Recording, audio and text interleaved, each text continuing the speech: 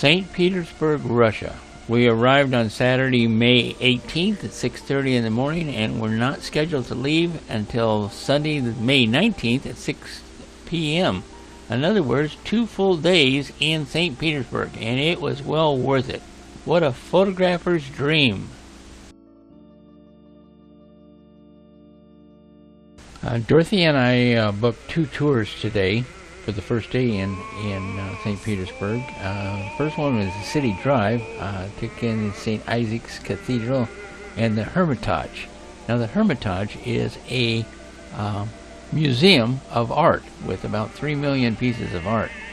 And of course the cathedral, both of them are just outstanding. But we spent a couple hours driving around the city with the English-speaking tour guide explaining everything.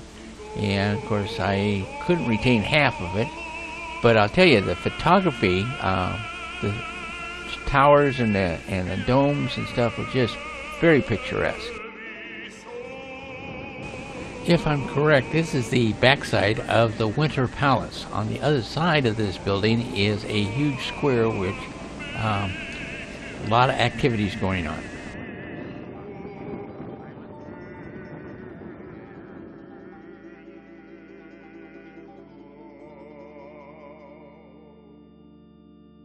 The tour operator spoke excellent English, strong Russian accent, but still very understandable. So the bus took a tour of the city and made periodic stops where we could get off for a few minutes and take photographs, which we did. But the ultimate goal, of course, was to get to St. Isaac's Cathedral and the Hermitage. So the photography inside the two, I actually shot 496 photographs the first day of the tour. Was able to reduce that down to about 200 because it was just overwhelming.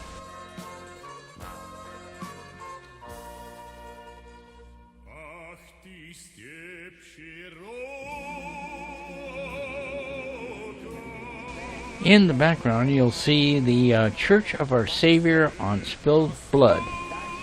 This is where one of the czars, Alexander II, was assassinated in March of 1881. And it was interesting that this building survived World War II.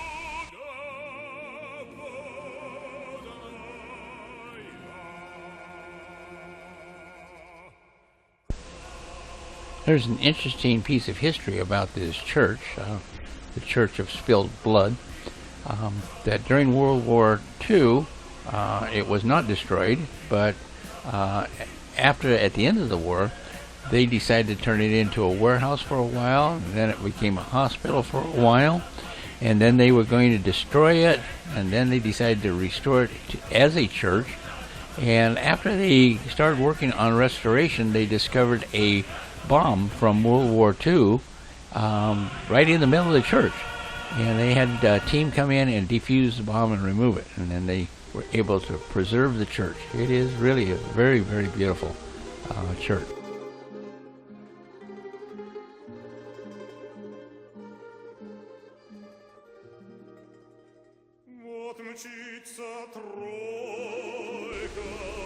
This church, by the way, was one of the very few places that would not take American dollars, so you could take a tour of the inside of the church. It would only accept Russian rubles, so therefore we did not get a chance to tour the inside.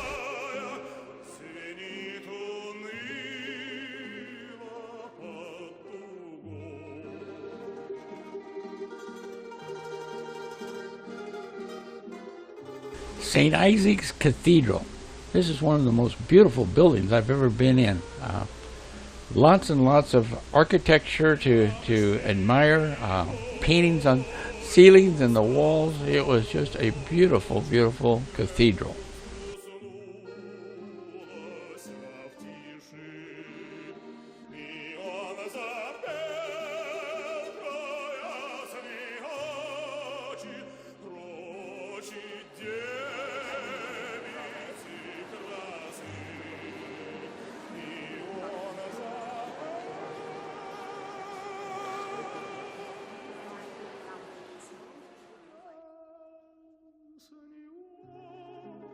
I hate to be cynical, but sometimes I wonder, with the millions and millions of dollars it takes to build these churches and cathedrals and palaces, what that same amount of money could do for the education and welfare of the common individual.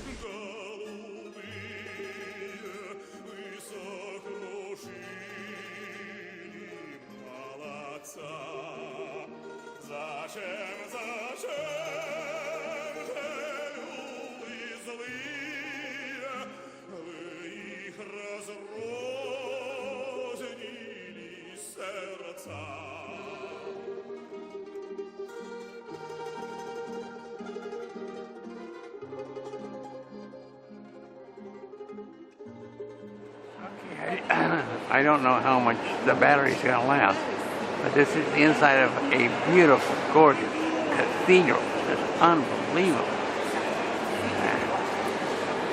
And look at the ceiling on this thing.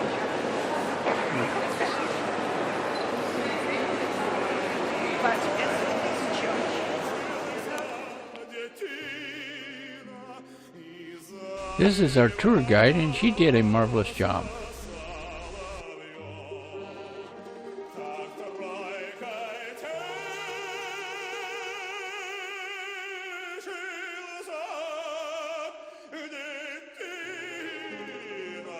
See if we can get this going up. Don't know whether this is going to work or not. But we're going to go up and up and up,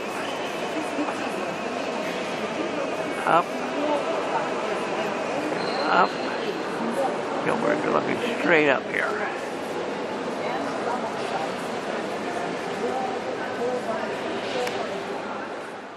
Okay, St. Isaac's Cathedral. Did a little bit of research. The St. Isaac's Cathedral was originally the city's main church and the largest cathedral in all of Russia.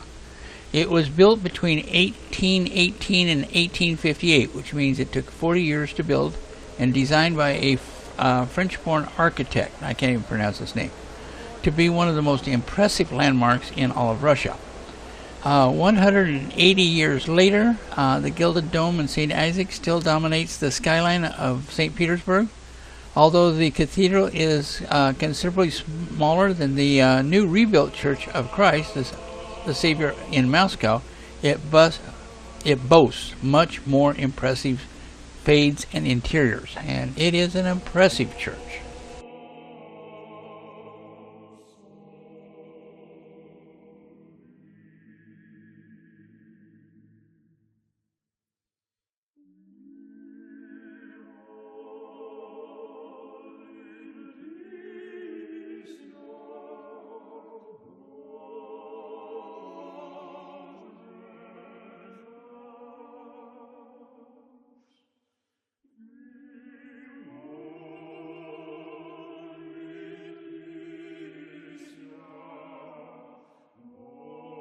This is a full-day tour, so we stopped at a nice restaurant with entertainment and had lunch.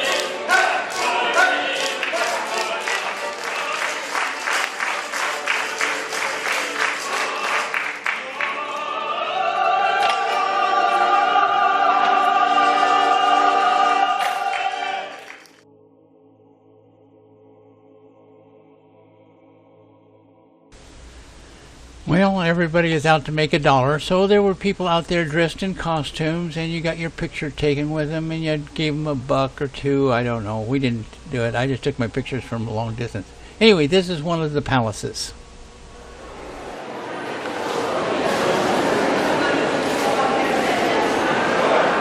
Now this is the State Hermitage Museum. This is an art museum. Over 3 million pieces of art, and it has a huge selection of art. The place was just absolutely jammed, wall to wall. There were several cruise ships in at the same time. They were land tours visiting the place. Our guide did a great job of keeping us together. Also, if we got separated, where to meet when we got lost. But the photography in here was just... I'm glad I had extra batteries in my camera because I went really nuts taking pictures. This place, you could spend a couple of days in here. All the artwork and the chandeliers and the corridors, and they had separate sections for each country, so they had artwork from different countries. It was quite a maze. If I remember right, it was actually 2 or 3 floors.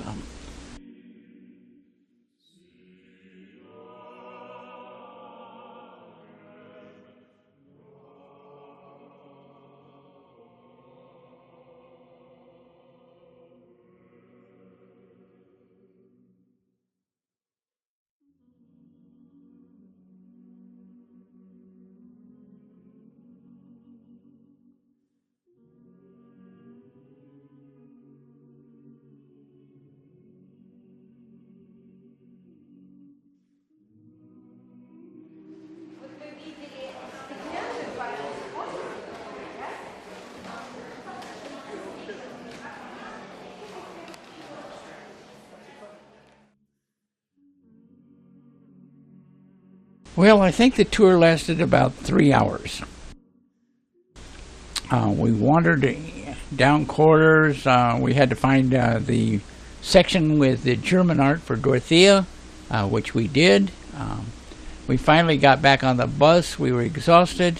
Got back to the ship, had a chance for a quick nap, had dinner, and that evening they brought on board the ship some great dancers, folk dancers from St. Petersburg, Russia.